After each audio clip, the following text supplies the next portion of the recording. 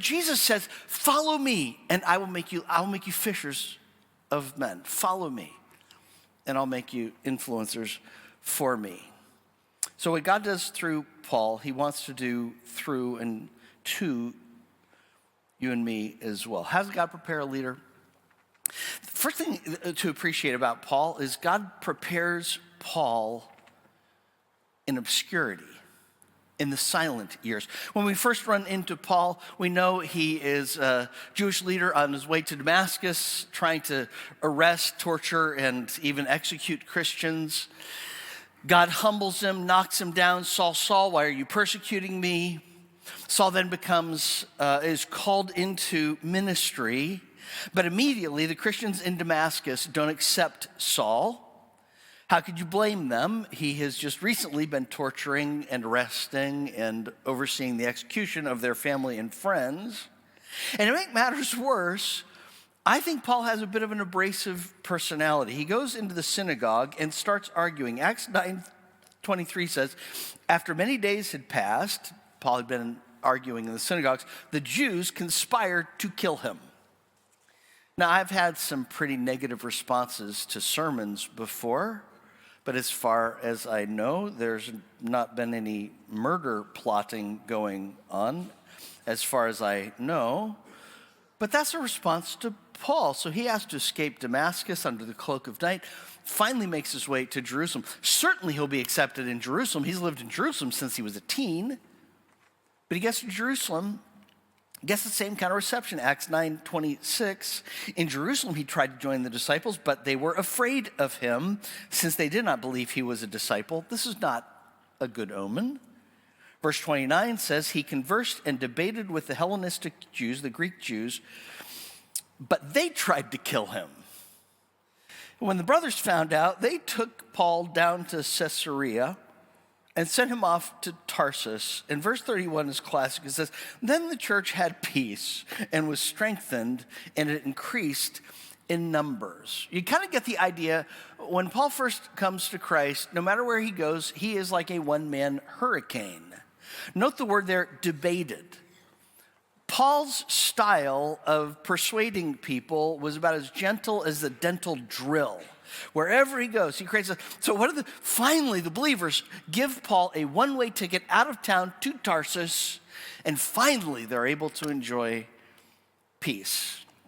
That had to be humbling for Paul. No preacher thinks that the best church growth strategy for their church is to leave, but that's what happens with him. Now for the next 7 or 8 years, we're not quite sure how long Paul is in Tarsus, but he will spend time in the school of hard knocks.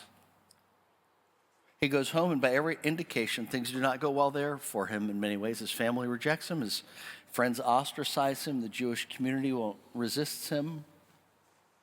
Pretty good chance that his wife left him. For the better part of the decade, Paul isn't leading anybody. He may be doing some preaching from time to time, but he's basically making tents. He becomes a construction worker, a house repairman. F.B. Myers says, God's greatest people are forged in obscurity, and there are no shortcuts. That's hard, though. This makes me think, of course, of baseball, like it does you. C.J. Abrams, the shortstop for the Nationals, made the All-Star team last year. But at the end of the year, so think about this, in July he's in the All-Star game, but at the end of the year, toward the end of the season, he stayed out all night, one night, didn't come back to the hotel until 8 in the morning when they had a 1 o'clock in the afternoon game.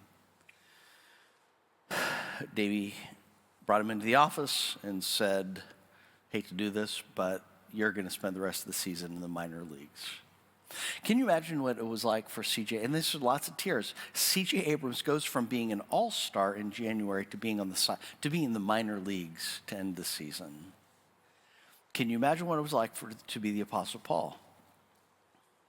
He goes from being rapidly on the rise, powerful persuader.